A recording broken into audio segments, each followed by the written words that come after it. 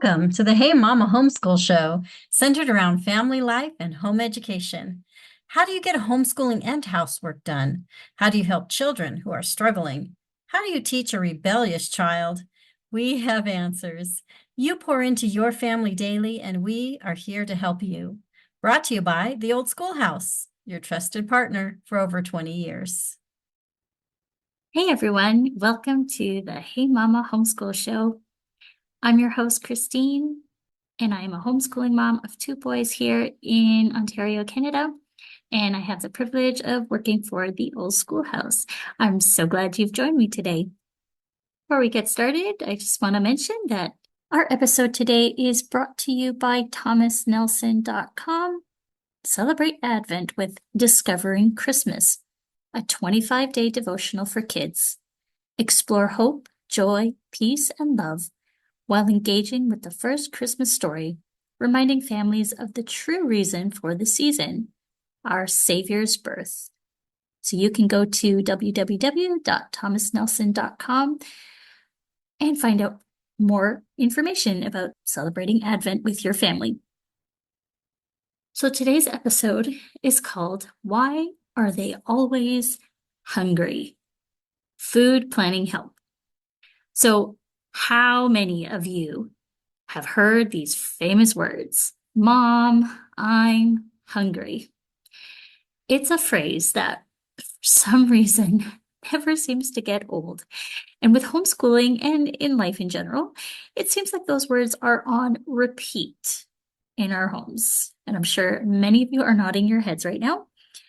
You know, we feed them breakfast, and then 10 minutes later, they're asking what's for lunch, right? So today we're diving into the world of meal planning. I know firsthand that juggling homeschooling and running a household and making sure there are meals on the table can feel like a never-ending challenge. But guess what? With a little strategy and some simple tips, meal planning can be one less thing you have to stress over. So let's start by talking about some of the common challenges we face as homeschooling moms when it comes to meal planning. I know a lot of you have been there. You're knee deep in math lessons, and suddenly it's lunchtime. You look up and realize you haven't thought about lunch yet, let alone dinner. How does this happen? So, one of the first common challenges is a time crunch. We all know how easy it is to get caught up in schoolwork or even life's unexpected events. Whether it's a sick child or a last minute errand, suddenly there's no time to prepare a meal. And we're always reaching for quick fixes. Another common challenge is picky eaters. And I have got one ever since he was born. He did not eat the same things his brother ate. And so it has been a challenge since day one. And so, like, raise your hand if you've ever made a meal only to hear, I don't like that. Balancing, different tastes and dietary needs in the family can be tricky. So, another challenge, this constant hunger. And as a mom of two boys, let me tell you, these boys eat non-stop. And like, I feel like there's not enough food in the world to feed these guys sometimes. And, when you're homeschooling, it means the kids are home all day. So they're always grazing. They're always running through the kitchen. What else can I eat? And like you just cleaned up from breakfast and they're already looking for something else to eat. So it's so frustrating sometimes. And another challenge that's common is, sometimes we're just tired of thinking about what to cook. And you get stuck in a rut of making the same meals over and over because it's easy, less thing to think about. But then, we don't even feel like eating those same things anymore. And then it's a struggle, not even for your kids, but for me, I don't like eating the same thing over and over. So, meal planning to the rescue. So now that we've talked about some of these challenges, let's talk about some solutions. So here's the good news. Meal planning can make a huge difference. When you have a plan, you don't have to scramble, because who likes scrambling? And you'll feel like you've got a little bit more control. It takes a little work up front, but trust me, it's worth it. Tip number one is create a weekly meal plan. Want to start by mapping out your meals for the week. Take into account breakfast, lunch, dinner, and snacks. Don't forget the snacks. You can even assign themes to different days, like the ever so popular Taco Tuesday or Slow Cooker Sunday. This way you have a framework and it cuts down on decision fatigue. I'll mention right now that on schoolhouseteachers.com, they have a monthly menu where every day you can find a recipe if you're stuck. So I'll make sure that link is in the show notes, and be sure to check those out and see what's on the menu for today. So tip number 2 is prep ahead of time. So this is the part where you have to put in a little bit of work. And this has been a lifesaver. Whether you prep the night before or dedicate a couple of hours on the weekend, having ingredients ready to go can make all the difference. So, chop the veggies, cook some grains, or, marinate your meat in advance. So when it's time to cook, everything comes together. You just kind of toss things in the pot. Can't tell you how helpful that is when you're scrambling and you're like, oh no, I need dinner done in an hour, but oh wait, I've already chopped the vegetables. The meat is I just gotta throw it in the pot or throw it in the oven. And you're less frazzled because of this. So yeah, everything comes together quickly. Tip number 3 is double up.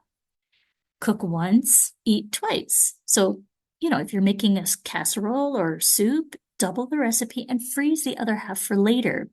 You're going to thank yourself on those busy homeschool days when dinner is already taken care of. You just got to pull it out of the freezer and pop it in. This is my favorite thing to do. It takes a little bit of effort. It takes a little bit more work because you're making a little bit more.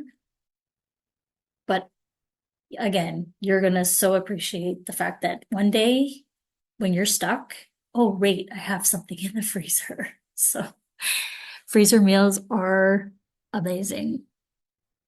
Tip number 4, involve the kids. Get your kids involved in meal planning and preparation. Not only does this teach them valuable life skills, but it also takes some of the pressure off of you. Let them help pick meals, because goodness, sometimes I am drawing a blank. I can't even think of what to make sometimes. And, let them help set the table, chop up the vegetables, if they're old enough, of course. And, it can really make meal prep a family affair, which it should be, because, everybody eats. Everybody should take part in doing some of these tasks. And tip number 5 is have healthy snack stations. So I like to have an area in my house, whether it's a countertop or, a little shelf on the pantry, where they know not to come bug me if I'm working or if I'm busy doing something else and they're hungry. They can come and help themselves to those particular snacks. And it's going to be easy stuff that they can open, they can just take out and eat as is. And so you're teaching independence for them to help themselves. And, these can be like fruit, cheese, crackers, veggies with hummus, whatever you and your family like to eat. And this, you can make sure what goes in there. So, not all chips and not all candy type of thing, because if left alone, for sure they will find those things.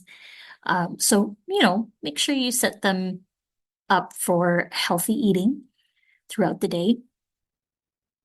And I'll pause here to remind you that our episode is sponsored by thomasnelson.com.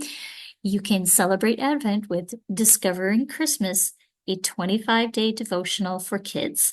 Explore hope, joy, peace, and love while engaging with the first Christmas story, reminding families of the true reason for the season, our Savior's birth.